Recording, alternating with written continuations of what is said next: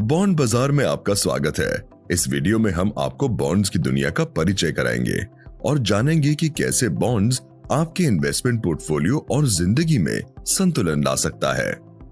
जब बात आपकी वेल्थ को इन्वेस्ट करने की आती है, तब आपके पास ये सारे विकल्प उपलब्ध हैं, जैसे कि equity, fixed income, gold and silver और real estate.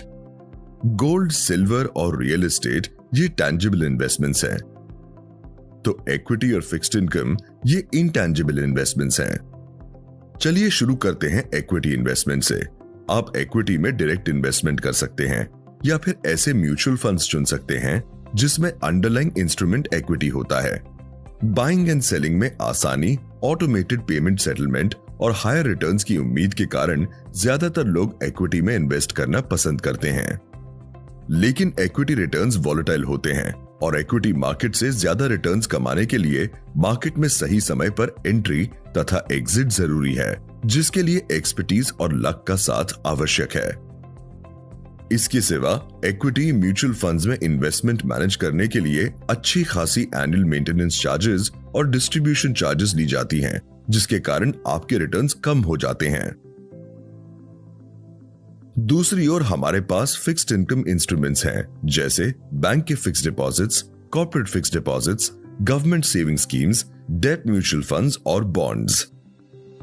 Bank fixed deposits और गवर्नमेंट स्कीम्स जो फिक्स्ड टेन्योर में फिक्स्ड रिटर्न्स देते हैं, उन पर इन्वेस्टर्स का सालों से भरोसा है। हालांकि फिक्स्ड रिटर्न्स की वजह से इसमें अपसाइड पोटेंशियल नहीं होता और फिक्स्ड टेन्योर तक लॉक्ड इन होने के कारण इसमें इक्विटीज की तरह ट्रेडिंग संभव नहीं होती। डेट म्यूचुअल फंड्स आपको इजी एग्जिट के माध्यम से फ्लेक्सिबिलिटी प्रदान करते हैं और आमतौर पर ये सेफ माने जाते हैं, क्योंकि इनमें अंडरलाइन एसेट्स के रूप में सिक्योर्ड बॉन्ड्स शामिल होते हैं। लेकिन मार्केट कंडीशंस पर डिपेंड होने के कारण इनके रिटर्न्स अनिश्चित होते हैं और इसमें एनुअल मेंटेनेंस चार्जेस और डिस्ट्रीब्यूशन कॉस्ट्स जैसे इंटरमीडिएरी कॉस्ट्स भी चुकाने पड़ते हैं, जो आपके रिटर्न्स के 15 to 25% तक हो सकते हैं। जो इन्वेस्टर्स मीडियम से लेकर लॉन्ग टर्म इन्वेस्टमेंट गोल्स रखते हैं, जैसे कि 6 महीने या उससे ज्यादा समय के लिए, उनके लिए डेट म्यूचुअल फंड में इन्वेस्ट करना फायदेमंद नहीं होता। म्यूचुअल फंड्स कैश बैलेंस और लिक्विड इन्वेस्टमेंट रखते हैं ताकि इन्वेस्टर अपनी इन्वेस्टमेंट जब चाहे निकाल सके। इसके कारण रिटर्न्स भी काफी कम मिलते हैं। चलिए अब हम बॉन्ड्स के बारे में बात करते हैं। फिक्स्ड डिपॉजिट्स की तरह बॉन्ड्स भी फिक्स्ड टेन्योर में फिक्स्ड रिटर्न देते हैं, पर बॉन्ड्स के रिटर्न्स फिक्स्ड डिपॉजिट से 3 to 5% ज्यादा होते हैं और इक्विटीज की तरह tradability and penalty free exit provide करते हैं। इसलिए बॉन्ड्स में फिक्स्ड डिपॉजिट्स और इक्विटीज के बेस्ट फीचर्स शामिल हैं, जो आपके इन्वेस्टमेंट्स को बैलेंस प्रदान करते हैं। इशूअर के आधार पर बॉन्ड्स के 2 मेन टाइप्स होते हैं। अगर आप गवर्नमेंट को लोन दे रहे हैं तो ये गवर्नमेंट बॉन्ड के नाम से जाना जाता है, और अगर आप कॉर्पोरेट को लोन दे रहे हैं तो ये कॉर्पोरेट बॉन्ड कहलाता है। गवर्नमेंट बॉन्ड का उपयोग सेंट्रल या स्टेट गवर्नमेंट के द्वारा किया जाता है और ये सॉवरेन होते हैं, मतलब इनमें डिफॉल्ट का रिस्क नहीं होता। इन बॉन्ड्स के माध्यम से जुटाए गए पैसे को देश की प्रगति और विकास कार्यों में इस्तेमाल किया जाता है। कॉर्पोरेट और कंपनीज अपने बिजनेस एक्टिविटीज के लिए बॉन्ड मार्केट से फंड्स जुटाते हैं। कॉर्पोरेट बॉन्ड्स को उनके सेफ होने की रेटिंग सेबी द्वारा मान्यता प्राप्त रेटिंग संस्थाओं से दिया जाता है। इस कैटेगरी में AAA बॉन्ड्स को सबसे हाईएस्ट रेटेड माना जाता है। बॉन्ड्स को NSE और BSE में लिस्ट किया जाता है और उन्हें मैच्योरिटी से पहले भी बेचा या ट्रांसफर किया जा सकता है। ये फिक्स्ड डिपॉजिट के इंटरेस्ट से 3 से 5% ज्यादा रिटर्न्स देते हैं। गवर्नमेंट बॉन्ड्स के लिए मिनिमम इन्वेस्टमेंट अमाउंट 100 रुपए है, जबकि कॉर्पोरेट बॉन्ड के लिए ये 1000 रुपए है। अब आप सोच रहे होंगे कि बॉन्ड में कौन इन्वेस्ट कर सकता है? जवाब है हर कोई। हालांकि महत्वपूर्ण सवाल यह है कि फिलहाल बॉन्ड में इन्वेस्ट कौन कर रहा है। फिलहाल बैंक्स और डेट म्यूचुअल फंड्स बॉन्ड्स में प्रमुख इन्वेस्टर्स हैं। वे आपकी सेविंग्स इकट्ठा करते हैं और उसका एक हिस्सा बॉन्ड में री इन्वेस्ट करते हैं। हालांकि आप सीधे बॉन्ड में भी इन्वेस्ट कर सकते हैं और अपने इन्वेस्टमेंट पर और भी अधिक रिटर्न सुनिश्चित कर सकते हैं।